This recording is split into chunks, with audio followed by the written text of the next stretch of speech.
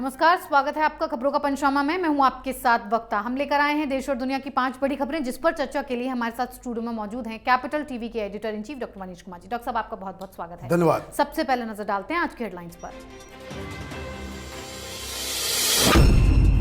भारत रत्न स्वर कोकिला लता मंगेशकर का निधन, 92 साल की उम्र में कहा अलविदा। ब्रीच कैंडी अस्पताल में ली अंतिम सांस, पीएम मोदी ने भी दी अंतिम श्रद्धांजलि। पीएम मोदी ने गोवा की वर्चुअल रैली की रद्द, बीजेपी का घोषणा पत्र भी जारी नहीं हुआ। 2 दिन का राष्ट्रीय शोक घोषित, पीएम मोदी ने ट्वीट कर जताया स्वर कोकिला के जाने का दुख। चुनाव आयोग का बड़ा फैसला, प्रचार के लिए रोड शो, वाहन रैलियों पर प्रतिबंध की सीमा बढ़ाई, आउटडोर और इंडोर सभाओं पर दी छूट। हरीश रावत पहुंचे चुनाव आयोग, कहा बीजेपी ने आचार संहिता का किया उल्लंघन, तस्वीर से छेड़छाड़ मामले में भाजपा को चुनाव आयोग का नोटिस। पाकिस्तान का भारत विरोधी एजेंडा हुआ फेल, कश्मीरियों ने किया पाकिस्तान के दुष्प्रचार को खारिज, कहा आतंक का निर्यात न करें इमरान खान।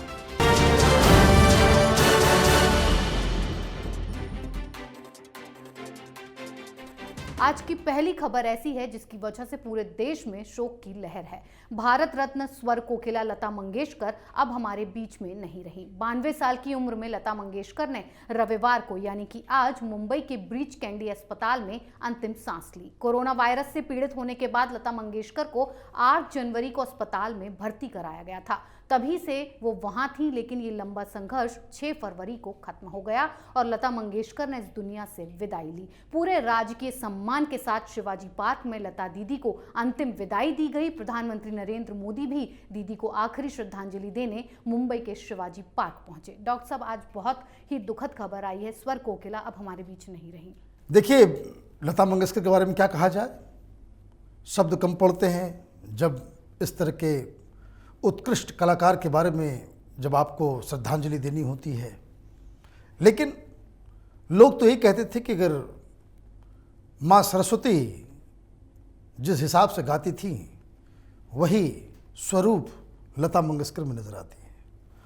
और प्रधानमंत्री मोदी ने आज मुंबई जाकर जो श्रद्धांजलि दी वो एक भारत रत्न और लता मंगेशकर जैसी कलाकार के लिए बहुत ही सटीक श्रद्धांजलि जी। 2 दिन का शोक, बहुत ही सटीक। लेकिन इन सब के अलावा जिस हिसाब से पूरे देश में आज लता मंगेशकर को लेकर के लोग शोक मना रहे हैं, वो बताता है कि कितनी बड़ी कलाकार वो थी। मौत तो आनी है सबको, हमेशा के लिए कोई यहाँ पे जिंदा रहता नहीं है। लेकिन कुछ लोग ऐसे होते हैं जो कभी मरते नहीं हैं। लता मंगेशकर ने जिस तरह के गाने गाए, जिस तरह से वो लोगों के दिलों पे राज करती थी, आवाज देकर हर लोगों के धड़कनों में वो जिया करती थी, तो आज उनकी मृत्यु नहीं, आज वो अमर हो गई हैं, यही कहा जा सकता है। जी डॉक्टर साहब, अगली खबर भी स्वर कोकिला से ही जुड़ी हुई है। भारत रत्न लता मंगेशकर के निधन से पूरा देश शोक में डूबा हुआ है। लता दीदी के निधन पर 2 दिनों का राष्ट्रीय शोक घोषित किया गया है। सरकार के सूत्रों ने बताया है कि इस दौरान राष्ट्र ध्वज आधा झुका रहेगा। साथ ही प्रधानमंत्री नरेंद्र मोदी ने अपनी गोवा में होने वाली वर्चुअल रैली को भी रद्द कर दिया। आज ही बीजेपी का घोषणा पत्र भी जारी होना था। पीएम मोदी ने ट्वीट किया कि मैं शब्दों की पीड़ा से परे हूं, दयालु और सबकी परवाह करने वाली लता दीदी हमें छोड़कर चली गई। लता दीदी के जाने से देश में एक ऐसा खालीपन हुआ है जिसे भरा नहीं जा सकता। आने वाली पीढ़ियां उन्हें भारतीय संस्कृति के एक दिग्गज के रूप में याद रखेंगी, जिनकी सुरीली आवाज में लोगों को मंत्रमुग्ध करने की अद्भुत क्षमता थी। डॉक्टर साहब, पीएम मोदी ने आज अपनी रैली भी रद्द की, घोषणा पत्र भी जारी नहीं किया, 2 दिन का शोक घोषित किया, और पीएम मोदी ने जो ट्वीट किया है लता दीदी के लिए, क्या कहेंगे आप? देखिए, लता मंगेशकर के साथ प्रधानमंत्री का एक अलग जुड़ाव था। ये प्रधानमंत्री बनने से पहले से भी उनके साथ उनका जुड़ाव था। और लता मंगेशकर वो शुरुआत से ही, अब आप ये समझिए कि वो एक हार्डकोर हिंदूवादी महिला थी जी। जिस हिसाब से उनकी नज़दीकियाँ सावरकर से थी, वो बिल्कुल ही पिता समान उन्हें मानती थी। जिस हिसाब से हिंदू हृदय सम्राट बाला साहब ठाकरे के साथ इनके रिश्ते थे, और जो प्यार एक बड़ी दीदी होने के नाते वो प्रधानमंत्री मोदी के ऊपर बरसाया करती थी।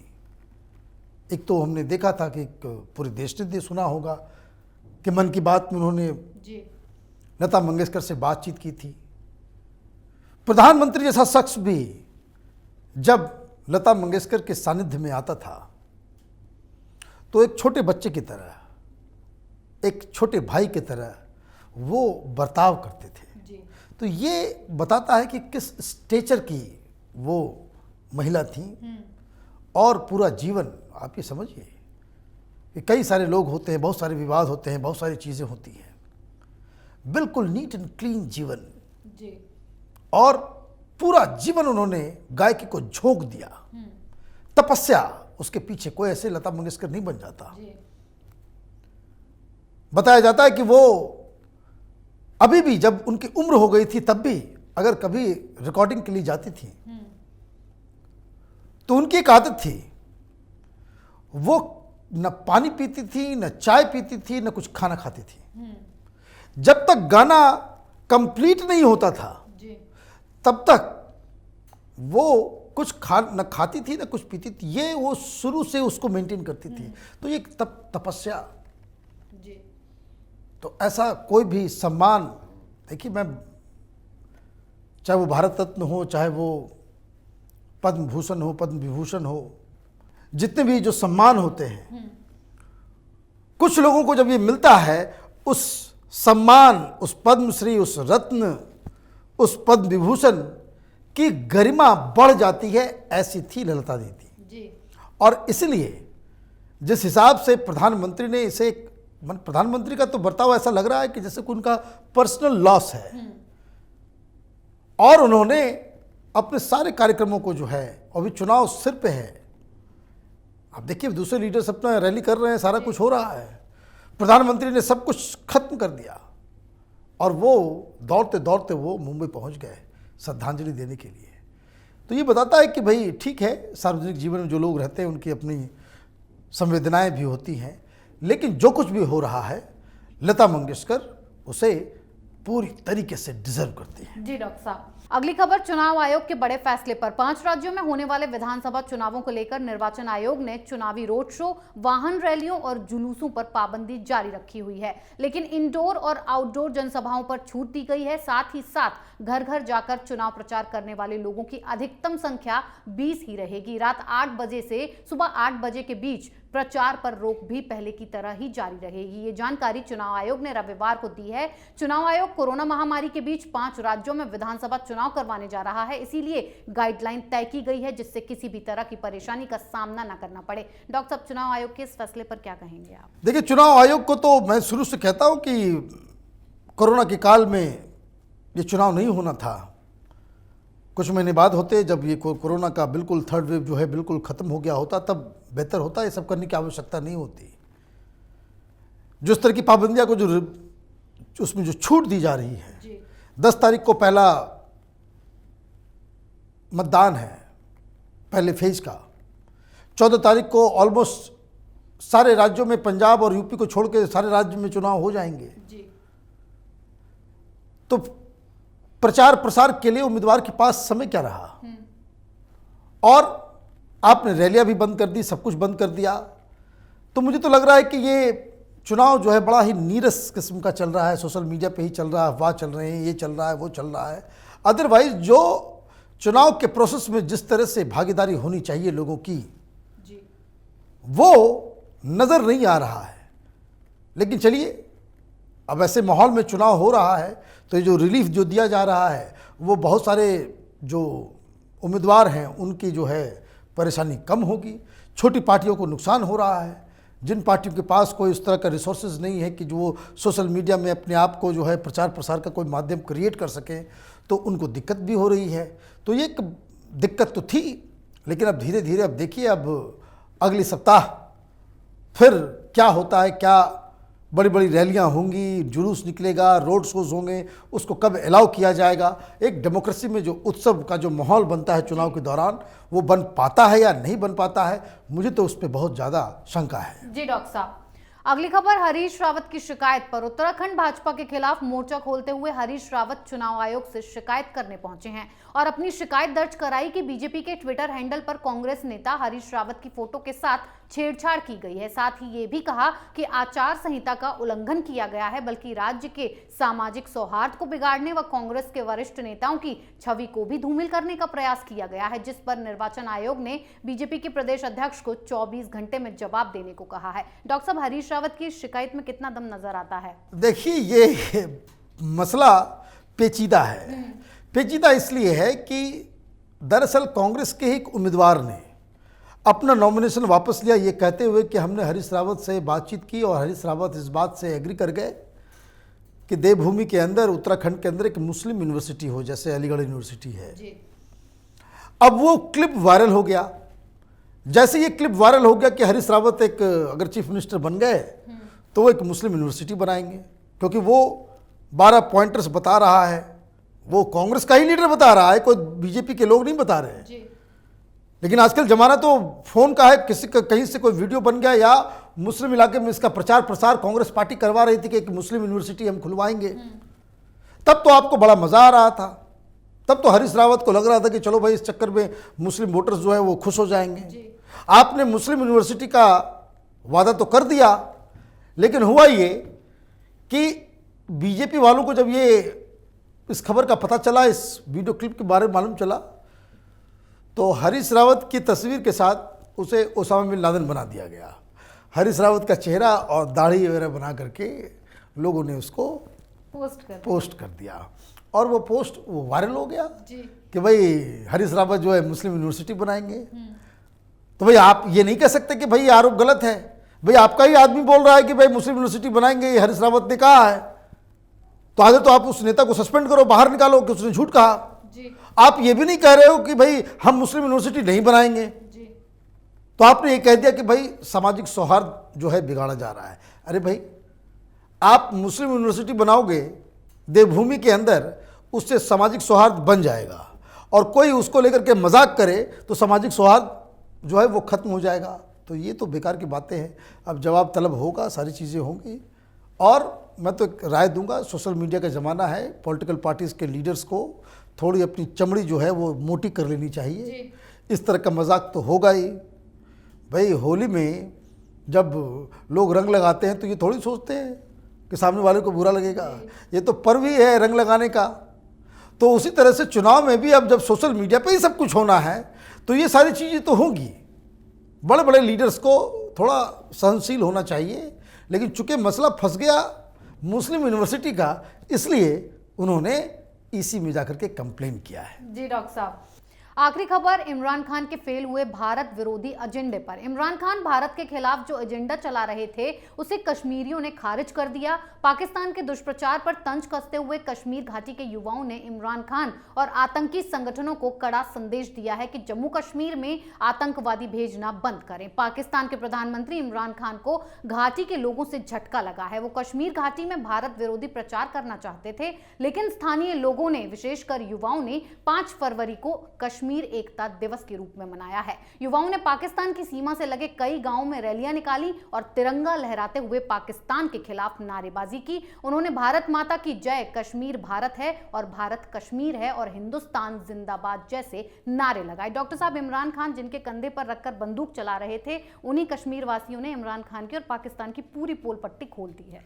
देखिए, इमरान खान की हालत जो है उसी तरीके की हो गई है कि जो एक धोबी का जानवर होता है, न घर का होता है न घाट का होता है। इमरान खान की बिल्कुल वही हालत है। 5 फरवरी को यौम कश्मीर वो मनाते हैं, है ना, और कश्मीर दिवस के रूप में इसको मना करके वो पूरी दुनिया में प्रोपेगेंडा करना चाह रहे थे, कुछ नहीं हुआ जी। पूरी तरीके से फेल भी हो गए। एक तो गरीबी, कटोरा लेकर के आप बीजिंग पहुंचे हुए हो, वहाँ 3rd रेट गेस्ट की तरह उसको ट्रीट किया गया। भाई छोटे मोटे अधिकारी से उसको रिसीव किया गया, छोटे मोटे अधिकारियों के साथ उनकी बातचीत हुई, शी जिनपिंग से अभी तक मुलाकात नहीं हुई। पाकिस्तान में एक अलग थू हो रहा है कि भाई जाना ही, वहां जाने की जरूरत क्या थी। ऊपर सब ये खबर जो हमने 3 दिन पहले बताया था कि इमरान खान ने अपनी बीवी अपने बच्चों को ले गुजारिश की थी कि भाई हम भी वहाँ पे जाएंगे, ओलंपिक देखेंगे, लेकिन चाइनीज़ गवर्नमेंट ने मना कर दिया कि नहीं, बस सिर्फ अधिकारियों के साथ आइए आप। और वहाँ पे ये बड़ी बड़ी डींगे हाँक रहे थे कि शी जिनपिंग से बातचीत होगी, ये होगा वो होगा। एक और मूर्खता, वहाँ जाकर के उन्होंने बता दिया कि भाई, ट्वीट कर दिया कि हमने वहाँ पे चीन में जाकर के हमने एक रिपोर्ट दी है। अब किसी भी इंडिपेंडेंट मुल्क का प्रधानमंत्री किसी जगह जाकर के रिपोर्ट देता है? भाई तुम उसके कठपुतली हो जो तुम उसको रिपोर्ट करोगे? भाई तो आपने सब कुछ खत्म कर दिया, और जो कुछ बचा खुचा था वो हिंदुस्तान ने यूएन के एक बहस के दौरान पूरी तरीके से पाकिस्तान की क्लास लगाई। उन्होंने कहा कि ये पाकिस्तान ये तमाशा कर रहा है, हर चीज़ को टेररिज्म, फासिज्म। भाई डेमोक्रेसी के अंदर हर किस्म के आइडियोलॉजी होती है, ये बात आप समझिए। ये हिंदुस्तान के लेफ्ट लिबरल कबाल, ये जो दलाल पत्रकारों को भी समझ में आना चाहिए। डेमोक्रेसी का मतलब यही होता है कि जहां हर किस्म की विचारधारा पनपे, और लोगों को ये आज़ादी होनी चाहिए कि वो किस विचारधारा के साथ जाते हैं। कोई ऐसा नहीं होगा कि एक ही विचारधारा चलेगी, एक ही परिवार का राज चलेगा। ये डेमोक्रेसी नहीं है। और जो लोग कांग्रेस टाइम में जो खरपति बन गए, वो पत्रकार जो साउथ दिल्ली में, साउथ मुंबई में बड़े बड़े बंगले लेकर के बैठे हुए हैं और पत्रकारिता का ज्ञान दे रहे हैं, न्यूट्रलिटी और फासिज्म और डेमोक्रेसी का ज्ञान देते हैं दिन रात, उनसे ये ज्ञान नहीं लेना चाहिए। क्योंकि डेमोक्रेसी का अर्थ यह है कि अगर आपके पास एक्सट्रीम लेफ्ट के लोग हैं तो एक्सट्रीम राइट के भी लोग होने चाहिए, और इन दोनों के बीच विवाद होना चाहिए, बहस होना चाहिए, हिंसा का कोई स्पेस नहीं होना चाहिए। तब तो डेमोक्रेसी फूलेगा फलेगा। यही बात बताया गया यूएन में कि जो पाकिस्तान है उसको समझ में नहीं आता कि डेमोक्रेसी में हर तरह के विचारधाराओं का स्पेस होता है। क्यों नहीं समझ में आता? वो इसलिए नहीं समझ में आता कि इस्लाम में इस तरह के डाइवर्सिटी, आइडियोलॉजिकल डाइवर्सिटी का कोई स्पेस नहीं है। जहाँ शरिया का कानून है वहाँ अलग अलग विचारधारा का कोई स्पेस नहीं है, और इसलिए हर चीज़ को लेकर के जेनोसाइड तो फासिज्म तो टेररिज्म कह देना ये बिल्कुल मूर्खता है। और ये बात ये हिंदुस्तान में जो पाकिस्तान के दलाल बैठे हुए हैं उनको जितना जल्दी समझ में आ जाए तो वो बेहतर है। इतनी बेहतरीन जानकारी के लिए बहुत बहुत धन्यवाद। धन्यवाद। खबरों का पंचनामा में आज के लिए इतना ही। देश विदेश की बाकी खबरों और उनके सटीक एनालिसिस के लिए देखते रहिए कैपिटल टीवी में। लाइक कीजिए, शेयर कीजिए और कैपिटल टीवी को सब्सक्राइब कीजिए। नमस्कार।